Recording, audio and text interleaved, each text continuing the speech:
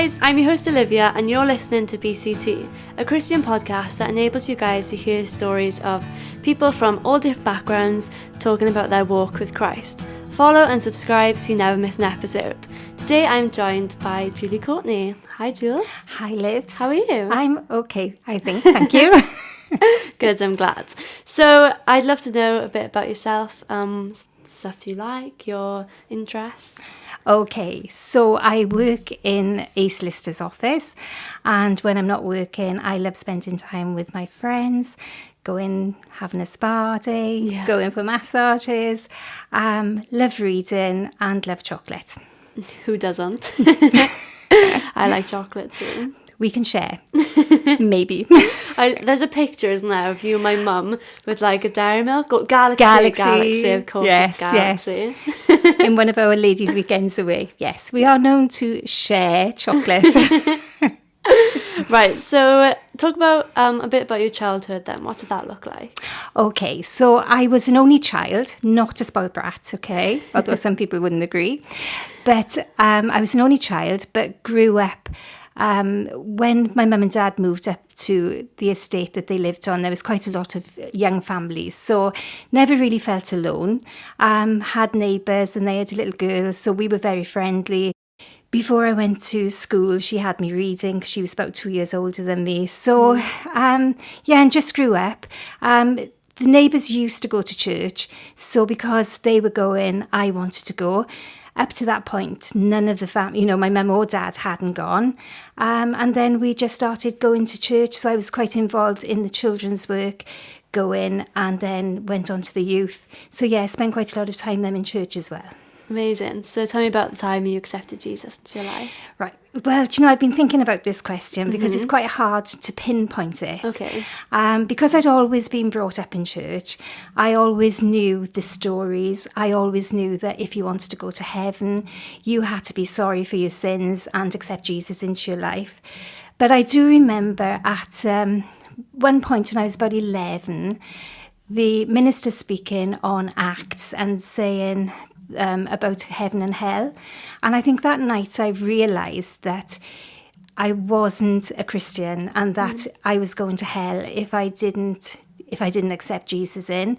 So I would say that was the start of the work of, but I don't know whether that would have been the precise time, because sometimes in school and college it's easy to go with the crowds and not stick to your faith. But it was definitely a start. And then as I got older, I got more involved in the church and worked with the youth. And so I would say that was about the time when I really started giving my life to Christ. But I couldn't really pinpoint because things happened after where I sort of walked away. So there was a comeback as well. Do you want to talk about that a bit? Yes.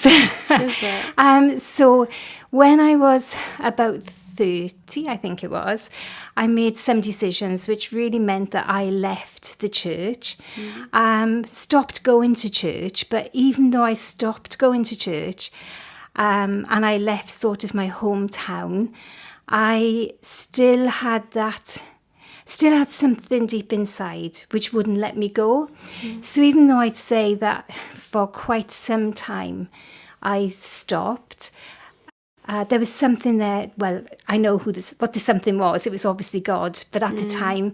So I would say for quite a few years I stopped. Then I started going to Bethlehem and sort of because I just couldn't leave it go. So I would be sort of last in, first out, because I didn't really want to talk to anybody because my conscience was playing me up. And then I stopped going again. And then one day in work, Christine Pick rang me on a work matter. And she said, oh, did you know that Baglan Community Church had started up with a group of people? And she said, if you want to go. And that was about 20 years ago. And I started to come.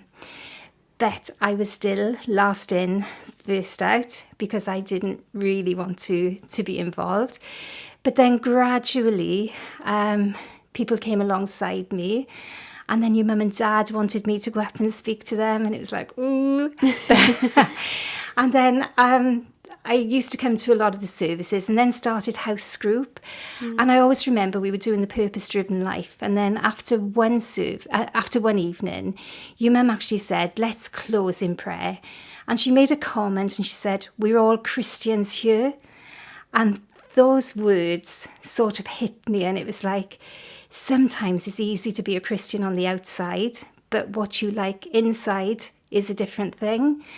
And I left that night, and Karen Stone came out behind me, and she said, I told her how I felt, and she said, why don't you come down tomorrow night to talk? And I went down, and that was sort of, yes, the God bringing me back into his presence and to his people, and then to have fellowship instead of running away. Yeah, it's important, isn't it? Oh, definitely. Definitely. And it's lovely to have people now that you can trust, that you can talk to. I think that is so important, you know? No, I agree, definitely. Yeah. Oh, good story, Jules.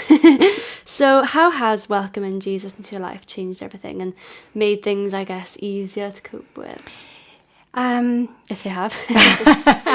Do you know, there have been certain things, and I look back and I just realise how faithful God has been. So in spite of my unfaithfulness, God has remained faithful throughout. So there's been different periods in my life where God has really spoken to me. There was a time when I had a hysterectomy, and that was coming to terms with the fact as well that I'd never have children. That was really tough, but that was one of the closest times that I felt God coming alongside me. And, you know, just walking me through it. And even though I couldn't have children, God has blessed me with a stepdaughter who is just called a daughter, and 2 fabulous grandchildren. So, you know, in spite of things, God gives. And he's good. And then we went through my dad's illness, where he had dementia, and it was really tough. And some nights I would just go home and sort of cry to Peter. And I remember one night saying, do you know, God, I've got to give this to you, because if I carry on like this, I'm not going to be any good to anybody. And the peace that I felt when I handed it over was absolutely amazing.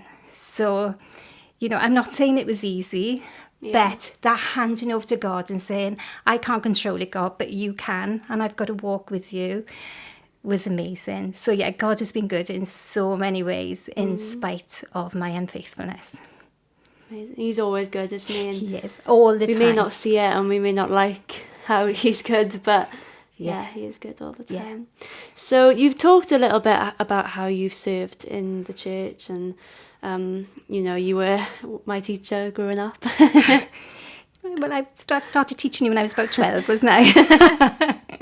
So what does it mean to serve others then, and what are ways that people can serve others? So I think it's just find it. You know, I think God gives us all gifts. And, you know, sometimes gifts can be noticeable. So some gifts you will always see people doing. And, you know, people think then that I can't do, you know, that's not me. What can I do? But, you know, sometimes it's simple things like just texting somebody if they're on your heart, you know, going to speak to somebody, just letting somebody know you're there. It's just having that time for people and sort of listening to the promptings that God gives you to get in touch, you know, with people. And yeah, there are big things, but, you know, sometimes don't miss out on doing the smaller things, because God honours them as well. So like, I loved teaching. I loved teaching you, Olivia. I really did. And I love teaching. But unfortunately now I'm a bit older and, you know, those days are gone. but you know, always look out for the small things as well. Definitely. You know, it's not sort of looking for the big things to be seen. It's looking for the small things. Because I know your mum has often said to me, we built up our treasure in heaven. So it's not always to be seen. It's a thing of doing things, to just bring glory to God. I want to emphasise that a bit more as well. With I was discussing with my dad about how I was doing the podcast with you, and he mentioned that you're one of the most caring people that he knows, and I just want to talk about the importance of caring for others and how we should share the Bible with others constantly, always. And I know you do that a lot. So do you want to just highlight the importance of that? Yeah. Do you know, sometimes it's just coming alongside somebody. Yeah. You know, you might... sometimes God just gives you names, you know. But, you know, if something's happened or you know that somebody's going through something, it's just a thing of saying, look, you know, I'm there. And that doesn't take much at the end of the day, you know, but it's just knowing that you're there. And that means so much. And that works back as well, you know, when people come alongside you. Yeah. That means so much when somebody just comes alongside, just gives a text. It builds those friendships, relationships. Exactly. Yeah. It's the encouragement and everything. Yeah, and we need it, don't we? We Oh, can't go definitely. through life on our own. And life is Definitely. hard. Yeah. I was thinking, because you had sent me the questions before, you know, and I remember one of our Easter, with our ladies group, we were doing Easter and we were looking at the Last Supper. And, you know, one of the things that came over there was how Jesus served. So even just before he went to the cross, he was washing the disciples' feet. Yeah. So, you know, if he came to serve, he's our example. Yeah. And that's what we need to do, isn't it? You know, in small ways. It may be small, it may be big, but as long as you're doing it with the right heart, that's all he wants. Yeah, I agree. Just hope everyone's like that. Oh, thank you so much for coming on the podcast, Julie. That's okay. You were amazing. I was so nervous. No need to be. Thank you so much for listening to another episode of BCT. Let us know what you thought, and also what other things you want to hear from me and my guests. You can follow us on most the social media platforms to keep up with updates. Bye for now. Bye.